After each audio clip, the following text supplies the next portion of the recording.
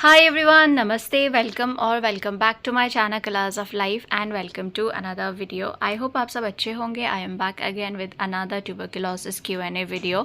आप लोगों ने जो भी सवाल पूछा है कमेंट सेक्शन में related to TB उसी के बारे में बात करेंगे. And if you're new here, hi, my name is Aarti. I make health related videos here, especially videos related to TB because I am a brain, spine and lungs TB survivor and I share videos on the basis of my experience. I am not a medical professional. So if you're new here, please hit that subscribe button and let's get started with the video. First question है, दीदी brain TB patient को क्या चिड़चिड़ापन, हमेशा झगड़ा करना, हमेशा mood ख़राब रहना, गुस्सा होना बात बात पे, ऐसा होता है क्या मेडिसिन की वजह से? होता है. मेडिसिन का आपके मेंटल हेल्थ पे भी साइड इफ़ेक्ट होता है. तो आपको गुस्सा आता है, आप कोई अच्छी चीज़ भी आपको बोले तो आप बहुत ज़्यादा इरिटेट हो जाते हो, आपको सुनने का मन नहीं करता है, बात करने का मन नहीं करता है, कभी कभी आपको कुछ करने का मन ही नहीं करता, ऐसे ही रहने का मन करता है, कुछ काम करने के लिए आपको एनर्जी ही फील नहीं होती है. तो जो है आपको आपके मेडिसिन का साइड इफ़ेक्ट होता है एक. तो दूसरा चीज़ ये भी होता है कि आपका ब्रेन टीबी का ट्रीटमेंट जो है 1.5-2 साल चलता है. तो बहुत लॉन्ग टाइम से आप मेडिसिन ले रहे हो, वही टैबलेट्स आपको डेली लेना पड़ता है. अगर आपकी थोड़ी सीरियस कंडीशन है तो बहुत सारी चीज़ें आप जो करना चाहते हो वो नहीं कर पाते हो. तो एक तरह का वो अलग से हो जाता है. तो मेडिसिन से भी आपके मेंटल हेल्थ पे साइड इफ़ेक्ट्स होता है. इसीलिए आपको चिड़चिड़ापन, गुस्सा आना, आपको कुछ करने का मन ही नहीं करना, हमेशा अपसेट रहना, ये सब हो सकता है. अगर आपको ऐसा होता है, आपको हमेशा गुस्सा आता है, चिड़चिड़ा लगता है, कुछ करने का मन नहीं करता है, तो आप वो चीज़ करो जो आपको एक्चुअली में करना पसंद है, जो आपकी हॉबी है. हर एक इंसान की कुछ ना कुछ हॉबी होती है. तो मुझे जब भी बुरा लगता है, कभी किसी की बात से मेरे को हर्ट होता है, कभी किसी चीज़ सोच के मेरे को अपसेट होता है, आई डू 3 थिंग्स. सबसे पहले मैं लियो से बात करती हूँ, माई पेट, क्योंकि जब मेरा ट्रीटमेंट का स्टार्टिंग फेज़ था when I was bed ridden, तब से वो मेरे पास में बैठता है हमेशा. तो मेरा उससे एक कनेक्शन है. तो मैं उससे बहुत ज़्यादा बात करती हूँ, जो भी मेरे मन में है ना मैं उसके सामने बोलती हूँ. वो अलग बात है कि वहाँ से कोई जवाब नहीं आता है. दूसरा, मुझे गार्डनिंग करना बहुत ज़्यादा अच्छा लगता है. तो जब मैं थोड़े बहुत जो भी प्लांट्स है उसमें पानी वगैरह डालती हूँ, उसमें कुछ करती हूँ, तो मेरे को एक अलग रिलीफ मिलता है. सबकी लाइफ में कुछ ना कुछ हॉबीज़ होती है, कुछ ना कुछ चीज़ें होती है जो करके उनको अच्छा लगता है. तो आप वो चीज़ें करो जहाँ पे आपको लगता है कि यस, आपको बहुत ज़्यादा पीसफुल आपको फील हो रहा है. बाकी आप मेडिटेशन कर सकते हो डेली. आप जो है 5 मिनट से स्टार्ट करो, फिर उसको 7 मिनट 8 मिनट करके आप टाइम बढ़ा सकते हो. डेली आप मेडिटेशन कर सकते हो, ब्रीदिंग एक्सरसाइज कर सकते हो, और जो है आप स्पिरिचुअल सॉन्ग्स भी सुन सकते हो. जो भी स्पिरिचुअल म्यूज़िक है वो आप सुनोगे ना तो आपको एक कामनेस फील होता है. तो आप ये सब चीज़ें कर सकते हो. और मैंने ऑलरेडी 2-3 वीडियो शेयर किया हुआ है, आप सर्च कर सकते हो TB and mental health colours of life. तो मैंने काफ़ी 2-3 वीडियो शेयर करा है, आप वहाँ पे जाके वीडियोस देख सकते हो. I hope it will help you. लेकिन अगर ये चीज़ें बहुत ज़्यादा हो रहा है कि आपको इतना ज़्यादा गुस्सा आ रहा है कि आप चीज़ें फेंक रहे हो, आपको कभी सेल्फ हार्म का थॉट आ रहा है, ऐसा कुछ बहुत ज़्यादा हो रहा है, तो आपको साइकेट्रिस्ट को विजिट करना चाहिए. नेक्स्ट क्वेश्चन है, मुझे यूरिन में जलन जैसी हो रही है, यूरिन आ रहा पर जब लगती है तो रोक नहीं पाती हूँ, कब तक ठीक होगा? ये प्रॉब्लम ऐसे ही ठीक नहीं होगा. अगर आपको यूरिन में जलन हो रही है, आप यूरिन होल्ड नहीं कर पा रहे हो, रोक नहीं पा रहे हो, आपको बार बार वॉशरूम जाना पड़ रहा है, तो ये यूटीआई की सिम्टम्स हो सकता है. तो आपको डॉक्टर दिखाना चाहिए. क्या यूरिन बैग निकाल के यूरिन इन्फेक्शन हो सकता है 1 वीक बाद? अगर आपका यूरिन बैग लंबे टाइम तक लगा था तो आपको यूटीआई होने के चांसेस है, क्योंकि मेरा भी जब यूरिन बैग निकाला था उसके बाद ही यूटीआई हुआ था. तो आपको जो सिम्टम्स आ रहे हैं कि आपको जलन हो रही है, फ्रीक्वेंट यूरिनेशन हो रहा है, आप यूरिन होल्ड नहीं कर पा रहे हो, तो आपको जो है डॉक्टर दिखाना चाहिए. अगर यूरोलॉजिस्ट है आपके आसपास तो आप यूरोलॉजिस्ट को दिखा सकते हो, नहीं तो आप जनरल फिजिशियन को भी दिखा सकते हो. वो आपका यूरिन टेस्ट करते हैं, और अगर यूरिन टेस्ट में आपको यूरिन इन्फेक्शन दिखाता है तो फिर उसके लिए आपको मेडिसिन देते हैं. नेक्स्ट क्वेश्चन है, Aarti ji how do you treat UTI infection as you suffered myelitis? जैसे मैंने ये क्वेश्चन देखा, मैंने सोचा कि 2-3 मिनट में नहीं होगा, तो मैंने फुल वीडियो बनाया हुआ है. इससे पहले वाला वीडियो है neurogenic bladder and UTI, my struggle with neurogenic bladder and UTI. तो आप लोग जो है जिनको भी यूरिन में कोई भी प्रॉब्लम है, यूरिन में बर्निंग सेंसेशन, जलन होना, फ्रीक्वेंट यूरिनेशन, यूरिन लीक होना, कुछ भी प्रॉब्लम है, आप लोग वो वीडियो ज़रूर देखिए, बिकॉज वो वीडियो आप लोगों के लिए हेल्पफुल हो सकती है. है। मुझे यूटीआई जो है, जब मुझे brain and spine TB diagnose हुआ तब से ही मुझे न्यूरोजेनिक ब्लैडर की प्रॉब्लम थी और यूटीआई फ्रीक्वेंट होता था मुझे। एक बार यूटीआई हुआ, एंटीबायोटिक्स लिए, फिर ठीक हो गया, फिर कुछ महीने बाद फिर से हुआ। तो ऐसे करके 3 साढ़े 3 साल मैंने बहुत सारे टेस्ट कराए यूरिन रिलेटेड, बहुत सारे एंटीबायोटिक्स वगैरह लिए। तो वो सारी चीज़ें मैंने उस वीडियो में शेयर किया हुआ है, न्यूरोजेनिक ब्लैडर एंड यूटीआई। तो जिनको भी यूरिन की प्रॉब्लम है आप लोग वो वीडियो ज़रूर देखिएगा।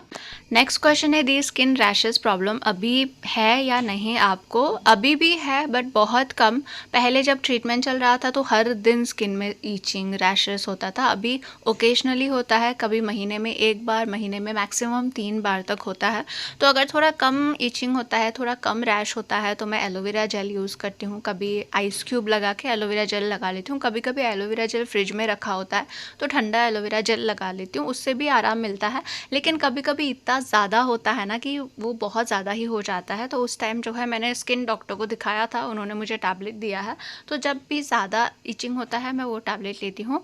उसके बाद है, दी दवाई बंद होने के बाद ड्रिंक और स्मोकिंग वगैरह कर सकते हैं क्या? आप स्मोकिंग का तभी सोचना जब आप दिमाग में ये बिठा लो कि आप नेक्स्ट टाइम फिर से टीबी का ट्रीटमेंट करने के लिए रेडी हो या नहीं। आप फिर से 9-10 महीने टीबी का मेडिसिन ले सकते हो, तभी आप स्मोकिंग करना। मैं ऐसा क्यों बोल रही हूँ, क्योंकि स्मोकिंग जो है ना वो टीबी रिलैप्स के रिस्क को बढ़ाता है। टीबी ट्रीटमेंट ख़त्म करने के बाद डॉक्टर्स भी स्ट्रिक्टली बोलते हैं कि स्मोकिंग नहीं करना है। क्यों? क्योंकि आपका इम्यूनिटी ऑलरेडी डाउन है टीबी ट्रीटमेंट की वजह से। स्मोकिंग आपकी इम्यूनिटी को भी लो करता है। दूसरी बात, आपका जो लंग्स टीबी है तो लंग्स ऑलरेडी आपका जो है टीबी की वजह से थोड़ा तो डैमेज हुआ ही है। और ऐसा नहीं है कि टीबी ट्रीटमेंट ख़त्म हुआ तो आप पहले जैसे बहुत स्ट्रॉन्ग बन गए हो, नहीं, बहुत ज़्यादा टाइम तक आपको जो है थोड़ा सा इम्यूनिटी लो ही रहता है। तो स्मोकिंग जो है टीबी रिलैप्स के रिस्क को बढ़ाता है, इसीलिए डॉक्टर्स भी बोलते हैं टीबी ट्रीटमेंट ख़त्म करने में। आप अपने डॉक्टर से पूछना, जो आपके ट्रीटिंग डॉक्टर है उनसे पूछना कि क्या मैं स्मोकिंग कर सकता हूँ, तो वो भी सीधे मना करेंगे, क्योंकि स्मोकिंग जो है टीबी फिर से होने की संभावना को बढ़ाता है। तो प्लीज़ आप स्मोकिंग मत करिए, आप अपने लंग्स को ख़राब मत करिए, क्योंकि टीबी बार बार हो वो भी अच्छा नहीं होता है। जहाँ तक ड्रिंकिंग की बात है, alcohol again increases the risk of TB relapse. Alcohol भी टीबी होने के रिस्क को, टीबी रिलैप्स होने के रिस्क को बढ़ाता है। तो आपको अल्कोहल एंड स्मोकिंग दोनों ही अवॉइड करना चाहिए। अगर आप ओकेजनल ड्रिंक करते हो, मतलब साल में 1-2 बार, तो आप अपने डॉक्टर से पूछ लेना ट्रीटमेंट कंप्लीट के टाइम। लेकिन मैं आपको यही सजेस्ट करती हूँ कि आपको स्मोकिंग ड्रिंकिंग अवॉइड करना चाहिए for a healthy life. And guys, smoking की बात हो ही रही है तो आपको सेकेंड हैंड स्मोक भी अवॉइड करना चाहिए। सेकेंड हैंड स्मोक क्या होता है कि आप एक रूम में बैठे हो और आपके साथ कोई दूसरा इंसान बैठा है, आपका फ्रेंड या फिर कोई भी हो सकता है, तो आपके पास में ही अगर दूसरा इंसान कोई स्मोकिंग कर रहा है तो वो जो एक्सहेल करता है ना, वो अगर छोटा सा स्पेस है तो आप उसी स्मोक को इनहेल कर लेते हो, तो वो भी आपके लिए अच्छा नहीं होता है। तो आप अगर आपके पास में कोई स्मोक करने वाला है तो आप थोड़ा सा दूर हो जाइए या फिर वहाँ से निकल जाइए, क्योंकि जो आपको ऐसी जगह में नहीं रहना है जहाँ पे दूसरे लोग स्मोकिंग कर रहे हो, आपको टीबी है तो। नेक्स्ट क्वेश्चन है, मेरी मम्मा भी होश में है, उनको लेग में एंड स्पाइन में पेन होता है, क्या ये भी होता है टीबी में? अगर उनको स्पाइन टीबी है तो उनको स्पाइन में पेन होता है। पहले ज़्यादा पेन होता है, जैसे उनका ट्रीटमेंट चलता जाएगा पेन थोड़ा कम होता जाएगा, लेकिन ट्रीटमेंट के पूरे दौरान उनको कभी ज़्यादा कभी कम पेन होता रहता है अगर स्पाइन टीबी है तो। लेकिन अगर उनको लंग्स टीबी है फिर भी स्पाइन में पेन हो रहा है, या फिर उनको सिर्फ ब्रेन में टीबी बताया है लेकिन उनको स्पाइन में भी पेन हो रहा है, तब आपको जो है डॉक्टर को बताना चाहिए। आप अपने ट्रीटिंग डॉक्टर को बता सकते हैं या फिर आप न्यूरोलॉजिस्ट को दिखा सकते हैं। और अगर स्पाइन में ही टीबी है तो स्पाइन में पेन होता है। अगर उनको स्पाइन में टीबी है तो उनको झुकना नहीं चाहिए, बेंड नहीं करना चाहिए। अगर वो बैठते हैं तो सही पोस्चर में बैठना चाहिए। उसके अलावा उसके अलावा लेग में भी पेन है, तो लेग पेन होता है टीबी ट्रीटमेंट के टाइम। मेरा तो ख़त्म होने के बाद भी लेग पेन हो रहा है। तो अगर लेग पेन होता है, जॉइंट में पेन होता है, थोड़ा स्वेलिंग भी है, अगर स्वेलिंग नहीं भी है तो जॉइंट में पेन होता है, और काफ़ी टाइम से पेन हो रहा है, डेली पेन हो रहा है, तो आप डॉक्टर को दिखाइए, क्योंकि वो जो है कुछ टेस्ट करेंगे, जैसे यूरिक एसिड का टेस्ट कर सकते हैं। और अगर आप कैल्शियम, विटामिन डी वगैरह नहीं ले रहे हैं तो वो टेस्ट करके अगर डेफिशिएंसी है तो वो टैबलेट्स भी देते हैं। तो अगर लंबे टाइम से पेन है जॉइंट में और डेली पेन होता है तो आप उसके लिए भी डॉक्टर को दिखा सकते हैं।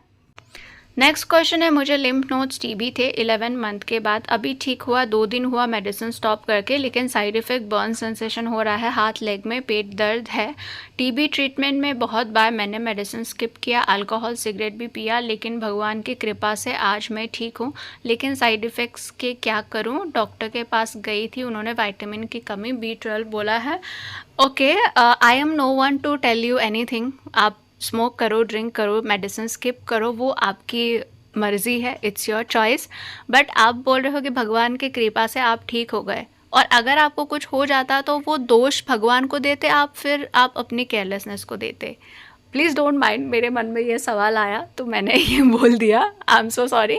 ओके, अब जो है इसकी बात करते हैं। विटामिन B12 की कमी से आपको जो है बर्निंग सेंसेशन होता है, नमनेस हो सकता है। तो विटामिन B12 का जो है आपको टैबलेट दिया है डॉक्टर ने, तो वो रेगुलरली लीजिए। बाकी जो है आप विटामिन B12 रिच फूड ले सकते हैं। अगर आप नॉन वेजिटेरियन है तो मीट आप खा सकते हैं, एग्स, और आप डेयरी प्रोडक्ट्स जो भी दूध, दही, लस्सी, पनीर जो भी होता है आप वो सब खा सकते हैं। अगर आपको पेट दर्द भी बहुत ज़्यादा होता है, डेली होता है, तो आप डॉक्टर को दिखाइए, और जो है अल्ट्रासाउंड वगैरह अगर ज़रूरत है तो वो करेंगे।